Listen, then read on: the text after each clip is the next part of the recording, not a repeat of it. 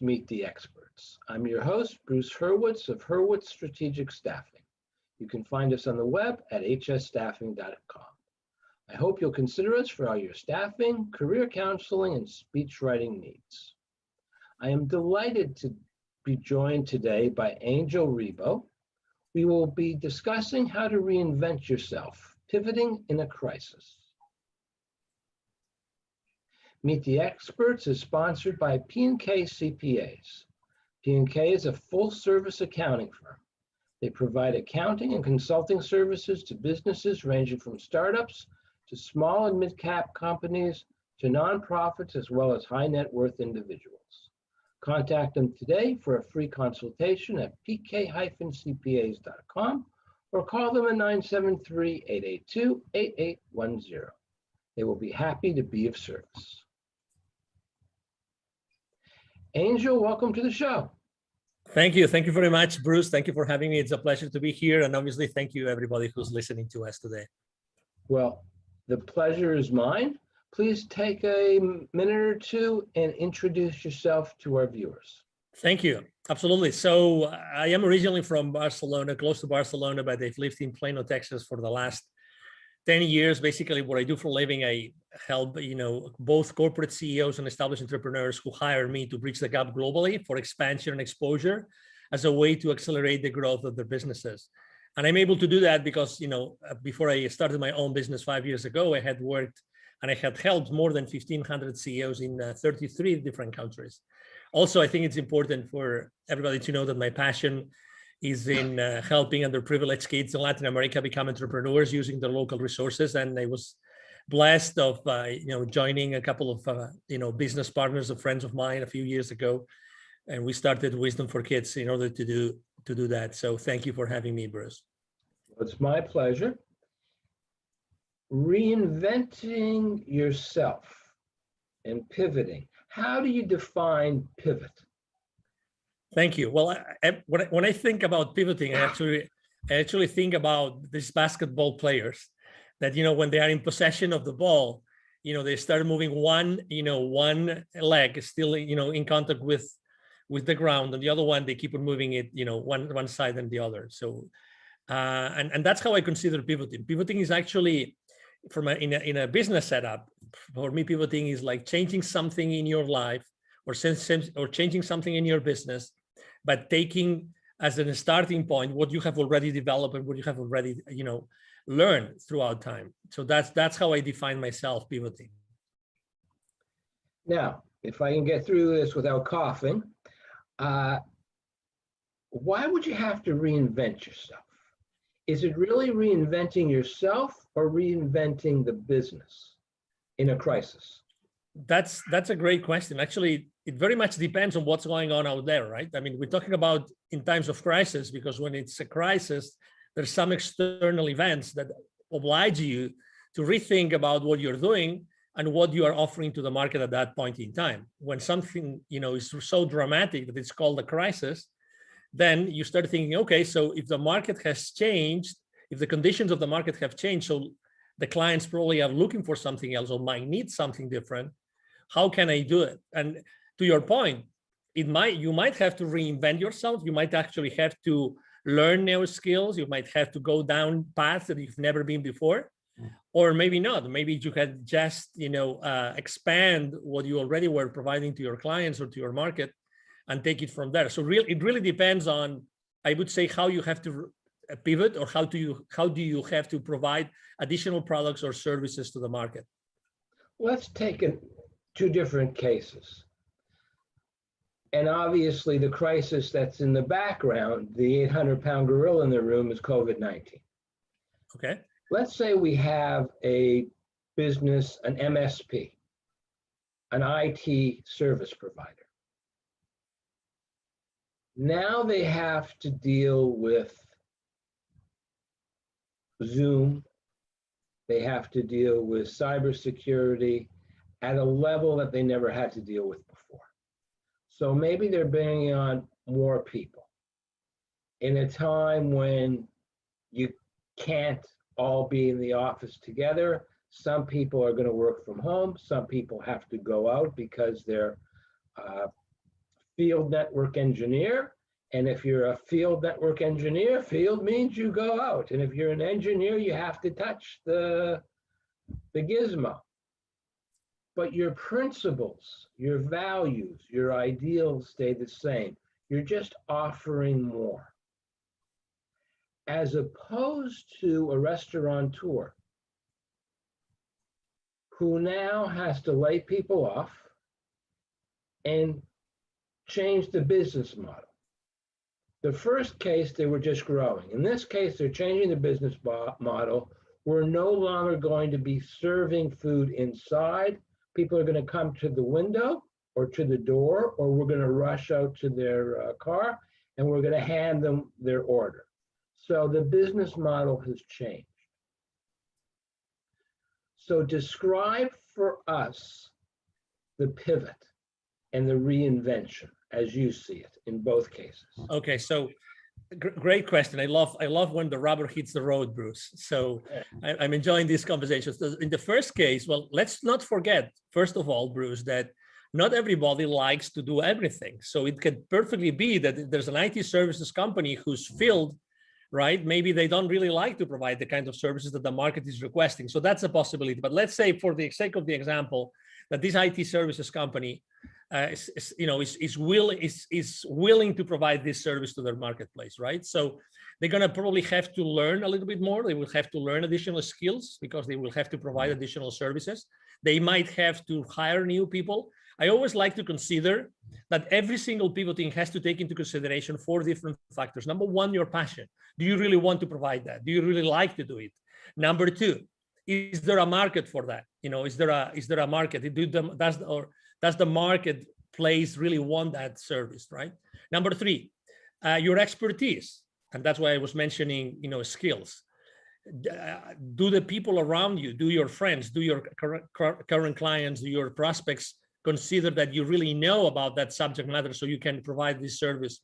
And number 4, the fourth pillar is the market going to pay for it? And I mean, is it a service or a product that you're going to provide? In this case, it's an IT service company.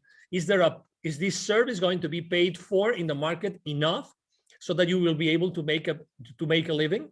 So, and you actually compare those 2 markets in a very obviously conscious way, because IT services and high tech in general, last year actually they thrived pretty well. I've seen many public companies' financial statements online on their websites and of IT services companies, and they did really well because there was this whole bunch of additional problems that their customers faced, like the ones that you described, and they were open and willing to do it. They had the expertise to do it, right? So they put in place and probably had to recruit additional people. So they put in place additional people with additional skills, and they started to think, okay, so how can we provide this service so it is still profitable for the company, and we provide it to our clients in a way that is really going to help them be profitable. Don't forget that at the end of the day, if your clients don't stay profitable, it's not ethical. You were talking about values, right? It's not ethical to provide your clients with a product offer that is not going to still keep them, profitable and still offering or delivering value to their shareholders. So that would be example number 1. In the case of example number 2, which is a restaurant, right? So probably as example number 1, the clients still want that service, but they cannot have it face to face because of the restrictions. So as you very well described, they changed the model. Let's revisit those 4 pillars. Okay. So number 1, passion. Okay. So is that business is still passionate about, cooking food and offering food? Well, cooking food for sure, because that's what they used to do. But what about offering food? What about the interaction with the client? They will have to decide in this case if they're still passionate about changing their business model and offering that food, that service food, or that food service, in a different way. In this case, probably it's going to be like they will deliver it in the curbside, or they will even partner up with another company to provide it to their end clients through these home delivery services, right? So that's one thing. The second is the expertise.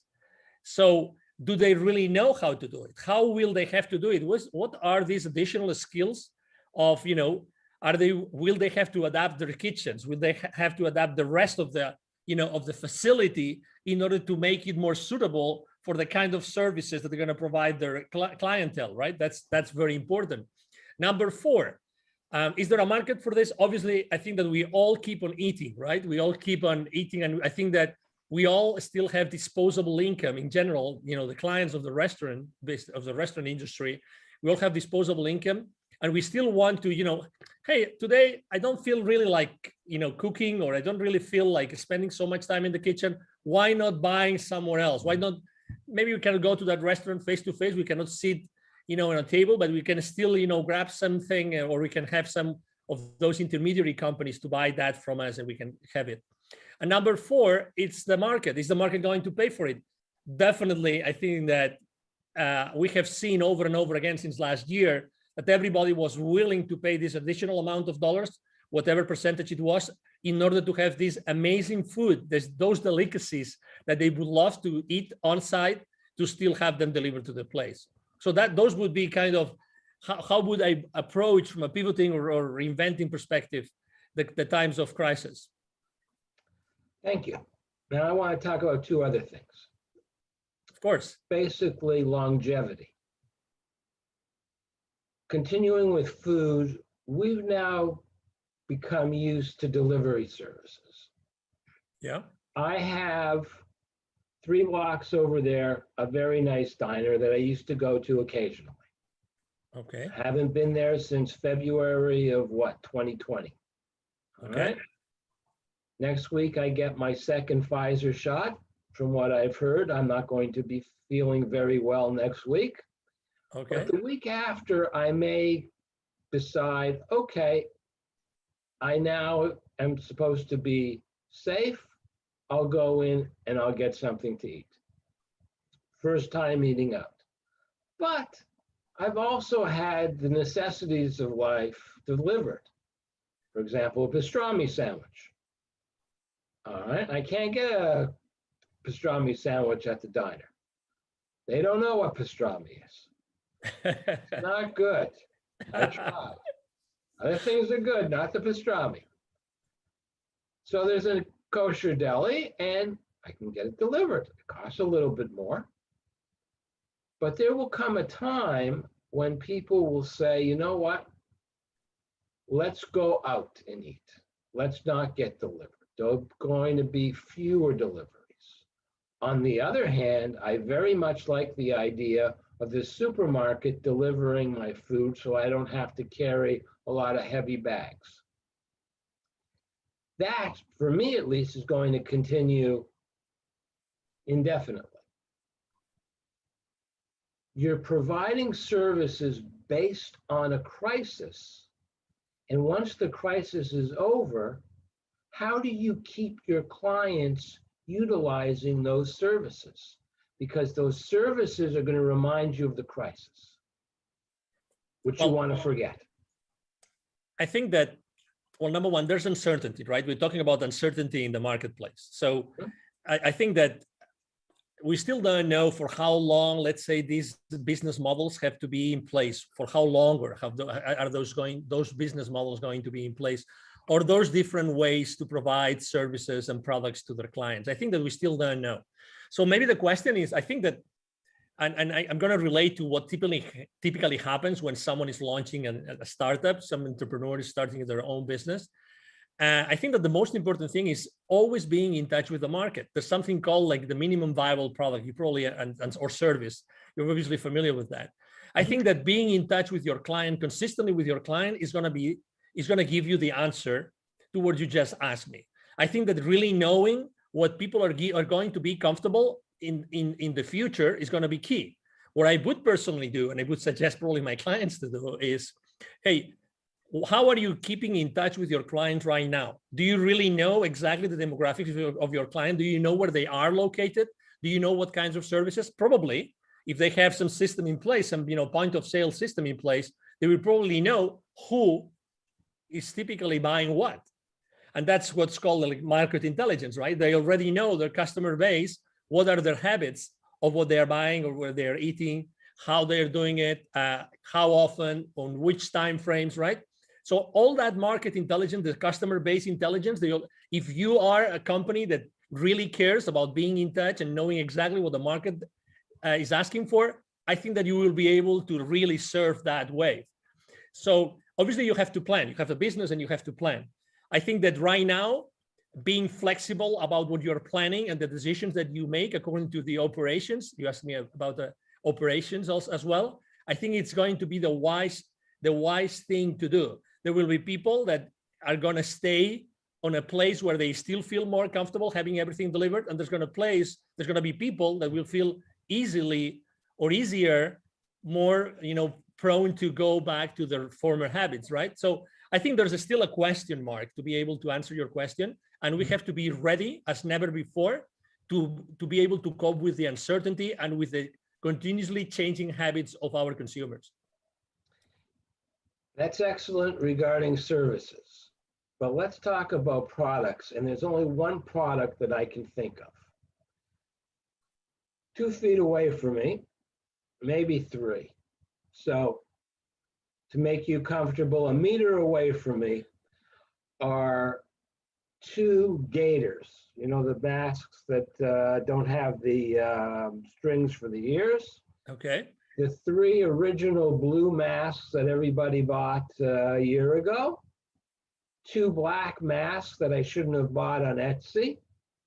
And once it's over with, I don't need any more masks because I can wash the gaiters. The other ones, for whatever reason, I haven't thrown away. I probably should. I doubt I would use them. There are companies now that most of their income are from masks. And that demand is going to disappear. So how did they pivot with their inventory, with their machinery, to something new? Because people are not going to want to wear masks forever. I agree. So we're talking about people are not going to wear masks forever, and probably they already feel comfortable with a specific kind of mask more than any others, right? So there will be a lot of, let's say, free use masks in the market. So that's in itself, it can be also an opportunity, but let's skip that. So number one. Well, no, I got to stop you. No one in their right mind is going to use a used mask. Yeah. No. Only yes, but somebody else's, no. No, but we're just thinking about the recycling part of the disposing. Yeah. Misunderstood. Thank you. No. It's all good. For the sake of the exercise, is a great conversation. So they have, number one, don't forget that these companies are having an income right now because they have clients. So even if it's a product as opposed to a service, these guys already have some clients, and they're supposed to know exactly what the clients need today and what they're going to need in the future. They have established already some business relationships, and there's some loyalty from those clients towards those vendors, in this case, ourselves, right? So I think that it would be wise if they started to think what, according to their experience and according to that relationship, if they start to talk to their clients and know, okay, so whenever this, I don't know if to call it wave or bubble, goes away, or you don't need as many as before, what do you think that we could provide you with? We think we understand your business, but what do you think you're gonna need?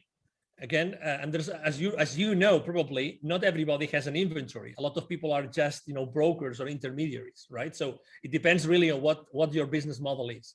But what I would be doing is, okay, so if I've been able to provide you with this kind of product, okay, what about Mr. Customer? What about this other product that is related, that maybe I can use similar ways for manufacturing it, but it still can provide it still can provide a service. I remember in the beginning of this crisis, we talk about masks today, but we could talk about probably like gels, and many other things that are a lot of different companies, even automotive industry, started to as you remember, manufacturing different products, right, in order to use their spare production capabilities to fulfill the market needs, right?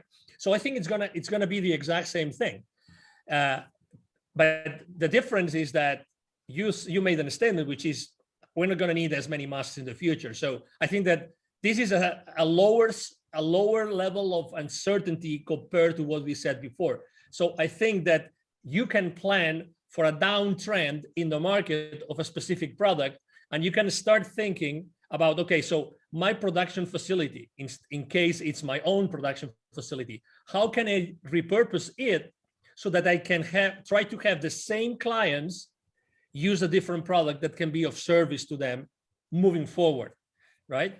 And that's why I think that as far as you really own the relationship with your clients and with your market, you are really in a very good position to pivot and to offer and to manufacture other products that can be of service.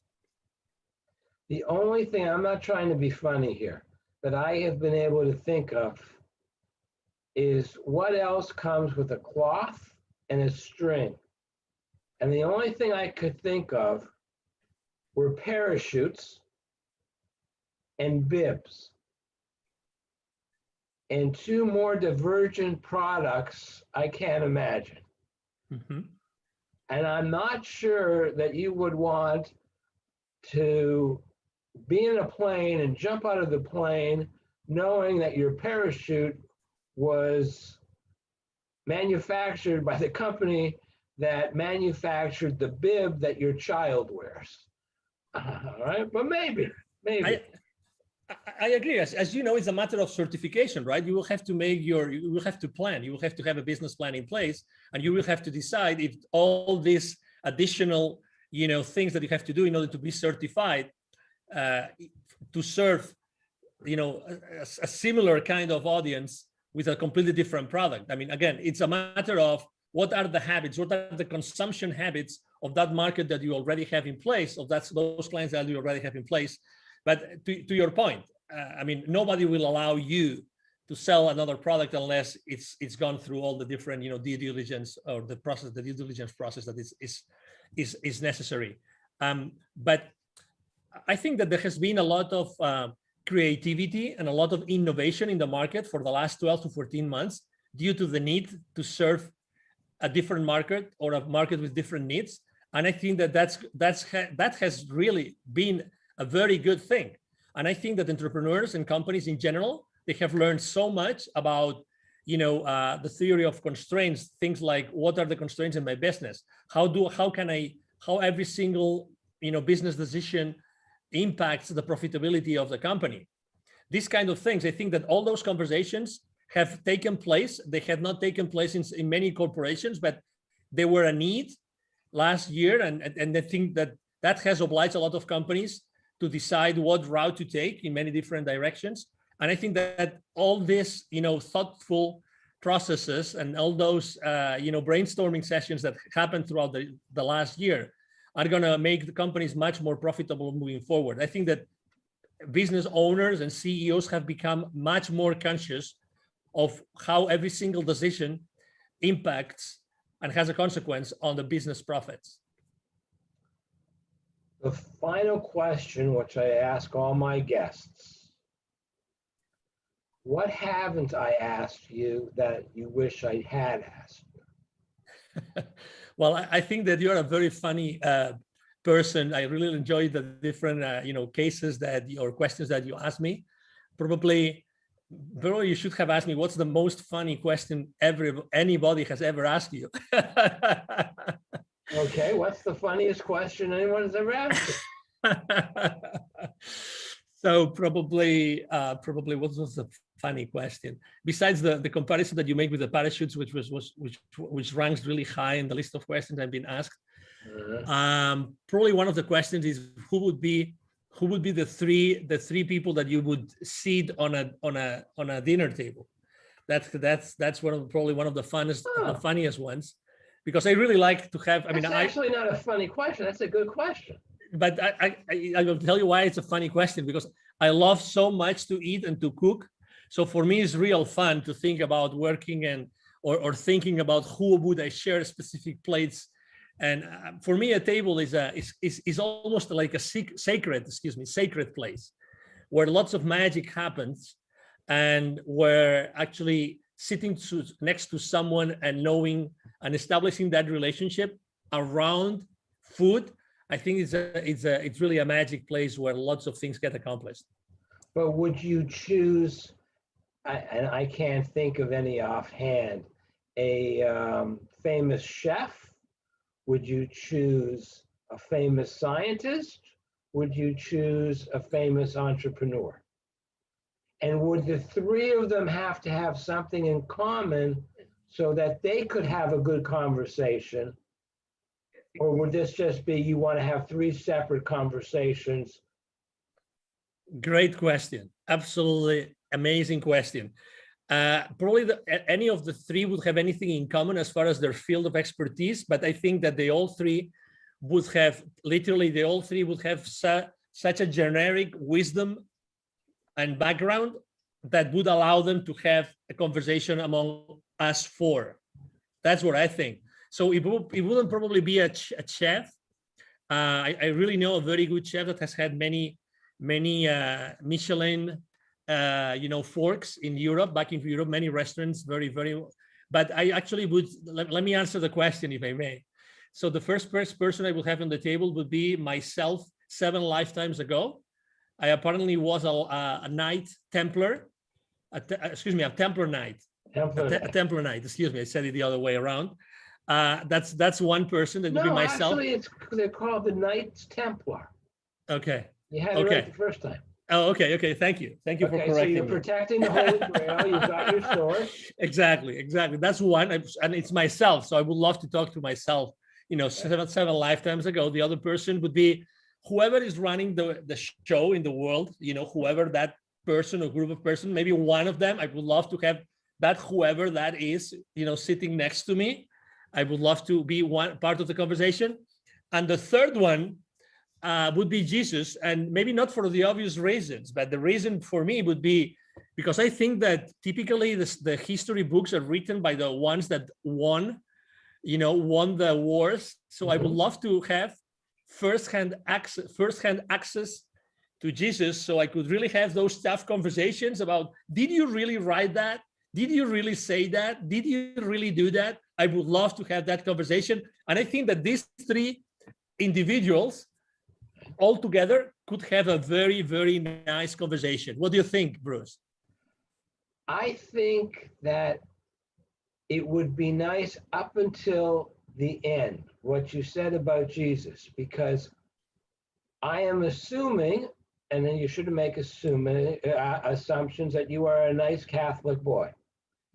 And that what happens when you ask Jesus, did you really say, did you really do, did this really happen? And he says to you, no.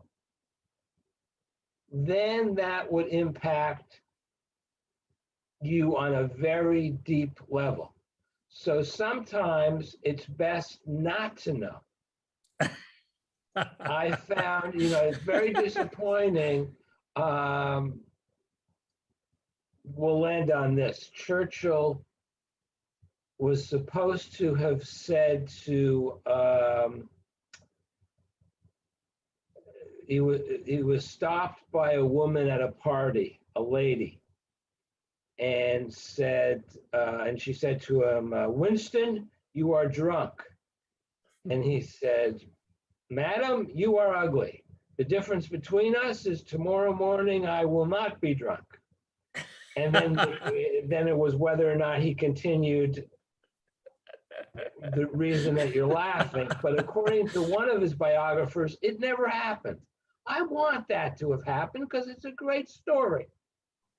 But enough. We've really got an off topic. And before I let you go, I want to thank you again.